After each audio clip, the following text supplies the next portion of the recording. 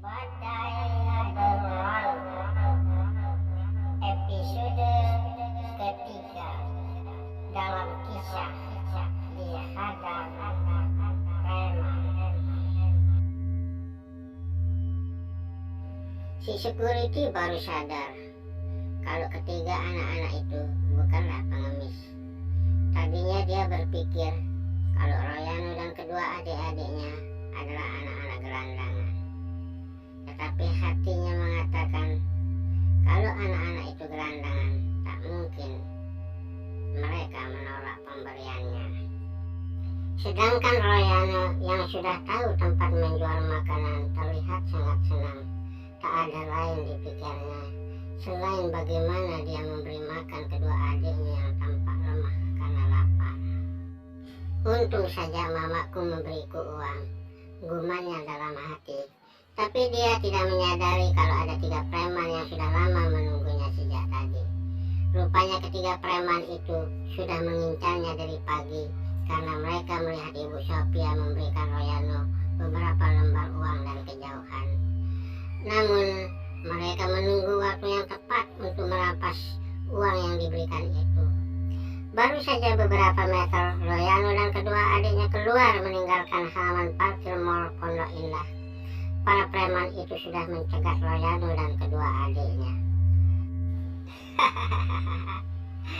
"Adikmu kemana?" tanya Yusuf. Tertawa ramah menghadang Royano dan kedua adiknya. Dilihat dari ketiga tampang orang yang menghadangnya, Royano merasa yakin kalau orang-orang ini bermaksud tidak baik. "Paman siapa?" tanya Royano balik sedikit khawatir. "Kakak takut," ujar Mira mengakur leher Royano sangat erat. Dan David yang melihat kakaknya Mira takut ikut juga jadi takut. "Kamu jangan takut." "Paman heran saja, kenapa kedua adikmu kulihat menangis dari tadi?" jawab Yusuf pura-pura baik. Royano merasa lega mendengar jawaban Yusuf yang tampak sopan dan baik. Tapi dia tidak tahu kalau dirinya dikelabui. Maklum, Royano masih anak-anak yang belum mengerti apa-apa tentang kejahatan. "Adikku mungkin lapar, itulah dia menangis," ucap Royano. "Loh, ibu yang tadi memberi kamu uang siapa?" tanya Yusuf heran. "Itu mamaku. Dia tinggalkan kami sebentar karena pergi membeli makanan. Tapi sampai sekarang tak ada kembali," timbal Royano menjelaskan Yusuf. "Nah, sekarang berikan aku uang itu," pinta Yusuf garang. Dugaan Royano meleset dan baru sadar kalau Yusuf hanya pura-pura saja berbicara baik dan sopan. "Tidak, ini uangku. Jangan ambil. Aku mau belikan adikku makanan. Kami lapar, Paman," pinta Royano kepada Yusuf. Toles dan Lopang, teman Yusuf, segera bertindak cepat. Mereka berdua langsung merogoh kantung celana Royano dan merampas uangnya. Setelah berhasil, ketiga preman itu langsung kabur dengan motornya. "Mama."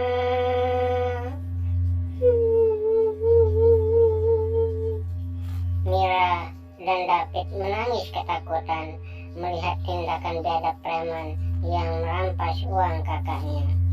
Ketiga preman itu tidak punya belas kasihan, padahal mereka tahu ketiga anak kecil ini sedang lapar. Sambil menyeka air matanya, Royano mencoba untuk berpikir apa yang harus dilakukan agar kedua adiknya bisa makan. Royano tidak mau adiknya lapar. Dia pun terus berjalan menuju mobil Apaza penjual makanan keliling yang sedang dikerumuni pembeli. Miris memang apa yang dihadapi Royano dan kedua adiknya. Mereka bertiga masih anak-anak, belum mengerti apa-apa, tapi sudah didera perasaan takut. Yang mereka tahu hari ini, mereka lapar dan merasa ketakutan. Betapa tega ibu kandung yang telah melahirkan mereka ke dunia ini hanya untuk melantarkan mereka begitu saja. Dan betapa teganya para preman itu merampas uangnya, padahal mereka tahu ketiga anak itu sedang lapar. Royano dan kedua adiknya berdiri menunggu para pembeli sepi, sebab dia sadar dia tidak punya uang. "Kak, lapar," rengek David, si kecil yang biasanya hanya bisa menangis dan menangis. Tapi kali ini dia merengek minta diberikan makanan. "Aku juga, Kak. Mira lapar," sambung Mira merengek pada kakaknya. Ingin rasanya Royano berteriak histeris menangis mendengar kedua adiknya yang kelaparan. Dia sadar itu tidak mungkin dia lakukan, apalagi adiknya memang betul-betul lapar. Sebab sejak pergi meninggalkan rumah, perut mereka belum diisi sama sekali. "Iya, Dek, kakak belikan makanan," bisik Royano perlahan membujuk kedua adiknya. Setelah para pembeli mulai sepi, Royano ayunkan langkahnya penuh bimbang dan berharap ada keajaiban membukakannya jalan. "Pak," ucap Royano bimbang, memandang bapak si penjual makanan itu. "Ya, Dek, Adek mau beli makanan? Dagangan bapak habis. Tapi ada tinggal 2 bungkus lagi nasi. Mau?" ucap bapak itu. "Iya, Pak, mau. Tapi uang saya ketinggalan, Pak. Beli saja adik saya nasi itu, dan bapak tunggu sebentar. Saya ambilkan uangnya." "Boleh, Pak," ucap Royano sangat cemas. "Boleh, Dek. Tapi jangan lama-lama ya," kata bapak si penjual makanan. "Ya, Pak, pasti," jawab Royano. "Ya, silakan pergi," ucap bapak itu. "Baik, Pak, terima kasih," ucap Royano sambil mengambil nasi 2 bungkus yang disodorkan pedagang itu.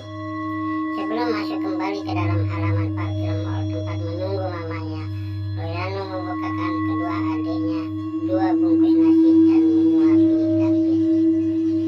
"Mira makan sendiri ya. Bisa kan?" ucap Royano. Mira anggukan kepalanya. "Kakak tinggal sebentar. Jangan kemana-mana ya. Kakak ambilkan uang buat bayar bapak itu nasinya," kata Royano kepada kedua adiknya.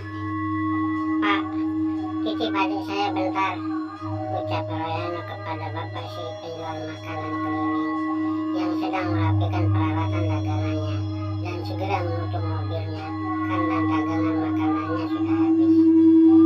"Yang cepat ya, Dek. Bapak udah mau pulang," minta si bapak. "Iya, Pak," jawab Royano lalu berlari masuk ke dalam parkir mal tempat menunggu mamanya. Royano berharap ibunya sudah turun dan keluar dari dalam mal menemuinya. Royano masih belum sadar dan mengerti sampai saat ini kalau ibunya melantarkannya